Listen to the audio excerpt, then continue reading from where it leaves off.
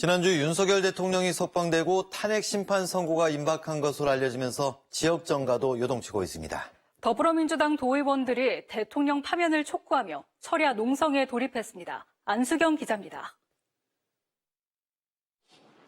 제주자치도의회 로비에 농성장이 마련됐습니다. 더불어민주당 도의원들이 윤석열 대통령 탄핵 인용을 촉구하며 24시간 철야 농성을 시작했습니다. 탄핵 심판 선고일까지 매일 피켓 시위도 이어갑니다.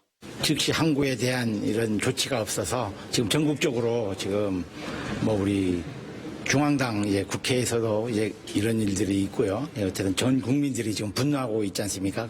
민주당 도의원들은 국가적 위기와 혼란을 막기 위해 신속한 탄핵 인용이 필요하다고 주장했습니다. 아직 내란은 끝나지 않았습니다.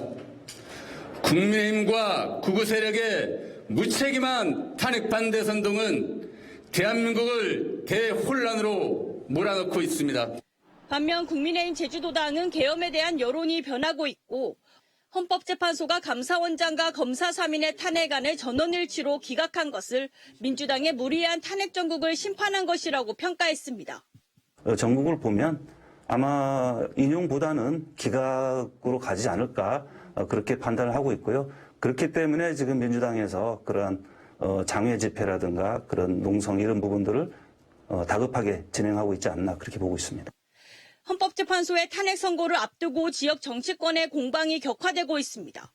지난 10일 오영훈 지사가 민주당 소속 시도지사 5명과 대통령 파면을 촉구하는 공동 입장문을 내자 국민의힘 제주도당은 도지사의 정치 편향성이 도를 넘었다며 도지사로서의 본분을 망각했다고 비난했습니다.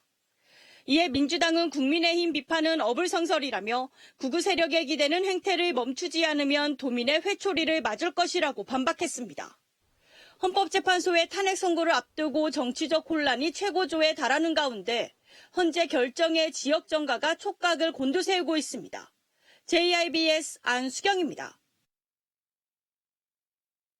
네, 보신 것처럼 정치권이 요동치는 이유는 지난주 윤석열 대통령에 대한 구속이 취소돼 석방됐기 때문입니다.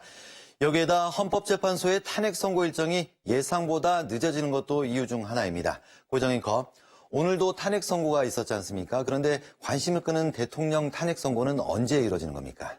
사실상 정치권이나 기자들은 이번 주엔 선고를 할 거다 예상했습니다. 통상 헌법재판소는 선고 일정을 2, 3일 전에 통보하는데요. 날짜를 감안한다면 예상됐던 이번 주 선고는 사실상 힘들게 됐고요.